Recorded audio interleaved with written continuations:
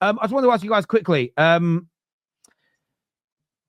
Trent Alexander-Arnold, is he going to go to Real Madrid? Do you think that's almost done? The tweet has been pinned by Fabrizio Romano, and normally when he pins those tweets, it's over. Yeah. Like I just want to say something, by the way. I'm actually liking it that Liverpool fans have made peace with this months ago. Yeah. Have you noticed that? You notice like the crying is not happening on YouTube from Hossam and from others, like the moaning and oh my God, this happened. And like, I love it. I love it. The crying has not happened. They accepted it. They're now trying to see, okay, you know what? We can play without Trent, you know. He's good, but he's like, he's a legend for us. But you know what? Like, Arne Slot will find a way. Arne Slot didn't use him to his best ability. He's not like, they're trying to justify for themselves that the club. Last thing, Liverpool completely effed up this Trent thing. Leaving a player like this to the last year of his contract, you effed up massively. Yeah, Liverpool got what they deserve, man. Liverpool got what they deserve. You can't leave these free like this. And it's heads should roll, sackable offence, whoever has allowed this to happen at Liverpool. And if they lose all three, I mean, I don't know where Liverpool finish next season without those three. I've got to be real. They've got the best centre-half in the world that people believe. They've got the best right winger in the world that people believe. And the best right back and wing back, full back, generational talent in the world that's leaving. I think they're in serious trouble if these three go. I really do. And look, we're nearly in April, people, and none of these three are signed yet. This is worrying for Liverpool. Worrying. Yeah, they're going to win a league. Brilliant. Then they're going to go, right, August, we ain't got any team. Right, well, that was fun for May. And, you know, look, I don't know what they've done, how they've done it, but this is absolutely criminal. And if this was Arsenal, like it has been before, I'd be as angry as I was back then. I can't believe Liverpool fans are not more angry. I said a lot of them online that I do share content with, well, there's a mess at the board level. And now, you know, and I think, what? You're excusing this? This is absolutely inexcusable, man. Criminal for me to have these three walking out and going and talking to who they want. You've got PSG flirting with Van Dijk, you've got Salah talking to Saudi, you've got Trent talking to Madrid. This is going to happen, isn't it? This is going to happen. The three of them are going to go at this rate. It's crazy. Unless they have a plan to replace all of them and it's in the bag and we don't know anything about it. Like, how do you big do that, plan. man? How? I How don't do you know. replace There these is, three? if you go and sign a left winger and a decent striker, you're replacing Mohamed Salah, or right winger and a decent striker, you're replacing Mohamed Salah's numbers. The only guy, I think the only person that is irreplaceable then is Virgil van Dijk. I think he's irreplaceable. Unless you go and sign Gabriel and Saliba together. Like together from Arsenal. That's the only way you're going to replace Virgil van Dijk. Otherwise, there's no replacement. Konate as well. They're talking about Konate leaving as well. It's crazy. Konate, like, okay, the rumors are Konate, I don't know if Terry knew this, Konate is not signing a new contract and his contract ends next season. So he actually doesn't want to sign the contract. Alisson as well. But they got a goalkeeper, But Konate not signing a new contract. Luis Diaz. Yeah, Luis Diaz might be leaving as well. Do you know what's really interesting for me is I'm not predicting a massive fall off from Liverpool in terms of them coming 8th or something stupid like that. But if Konate and like Van Dijk both go, Trent goes, that's 3/4 of their defense, their main defense gone. Luis Diaz leaves as an example. Before you start improving your squad, you're fixing it. And that, when you've just won a league title, is always a horrible way to have to operate. We've got to fix it before you move forward. And that United went through this, and we didn't drop off dramatically, but we won some league titles afterwards. But we had Fergie. You know, we lost. We won. They did the three-peat. You know, we got to back-to-back Champions League finals. And as fans, you're going, right, who do we now buy? 2009. Who do we bring in now to keep us at this level?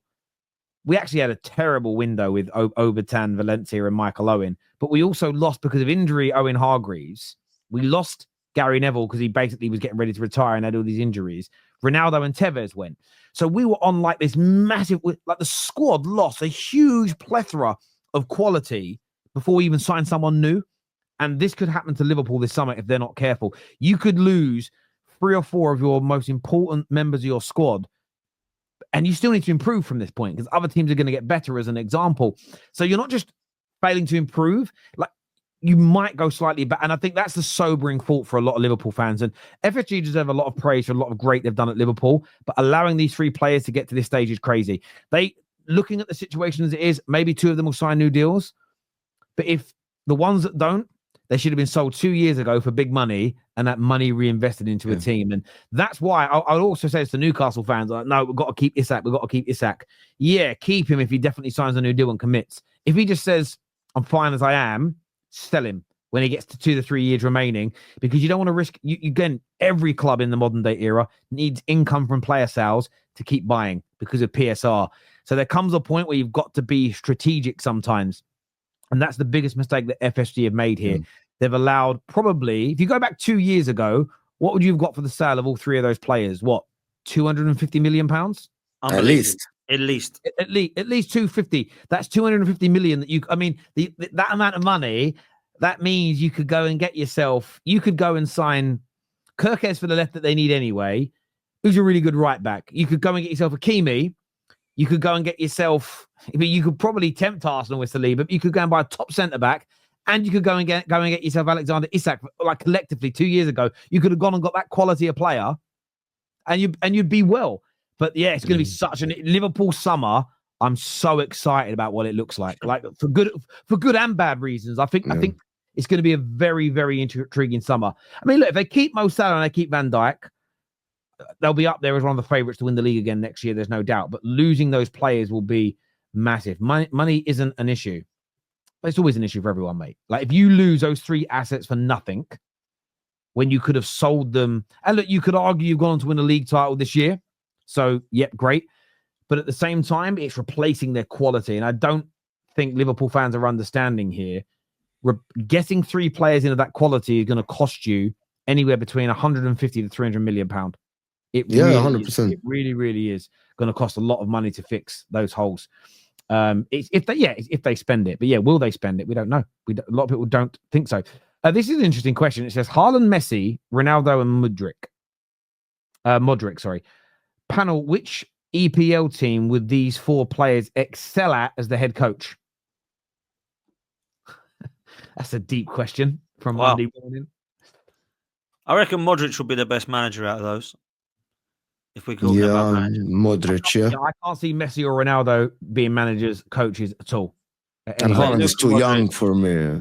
Yeah. Messi and Ronaldo are more likely to own football clubs in the future because they're both going to be, if not already, billionaires. They'll sort of do a bit of a Beckham and own football clubs. I don't think they'll become managers. I don't think Ronaldo doesn't have the temperament to be a manager for me. I think Haaland will be sacked first. I don't see him as a management at all.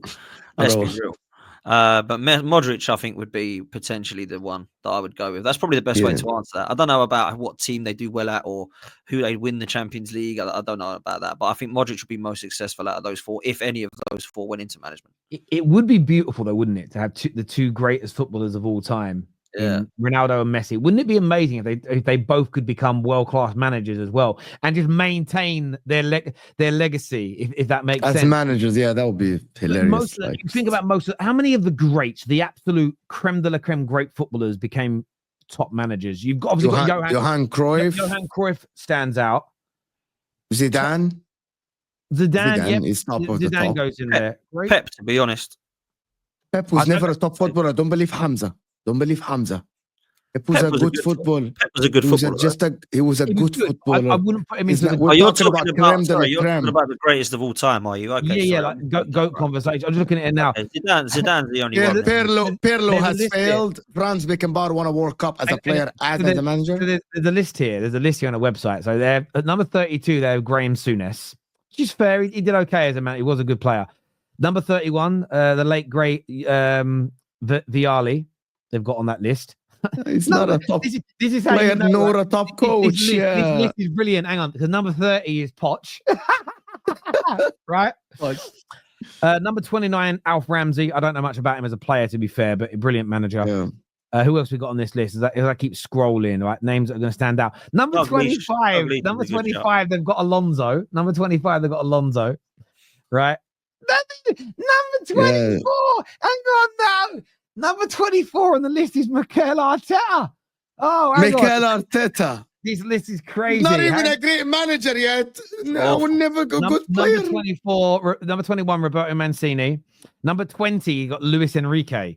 Yeah, but these are not creme de la creme, though. I agree. Number 19, they have Conte. I think number 18, they've got Brian Clough. Number 17, Rijkaard. Who we got here? Number 15, they've got Capello. Who else we got here? Trapattoni at number 11. Number 10, they've got Del Bosque. Number 8, they've got Carlo Ancelotti, which is fair. He was a very good player. Number 7, you said it, Kenny Dalglish. I think we're getting to the real McCoy here now. Number 6, Didier Deschamps. I think that's a really good shout. He was a great player, yeah. Number 5, they've actually got Pep Guardiola on here. I don't think he was ever in that great category of player, but that's just my personal opinion.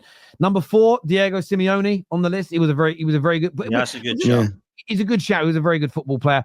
Beckenbauer, number 3. Zidane, number 2, and of course, number 1, Johan Cruyff. But you actually think about players that, how many of those players we mentioned were like Messi and Ronaldo level players? It's very strange that Ancelotti is not there because he won Champions Leagues as coach, as a player. He was.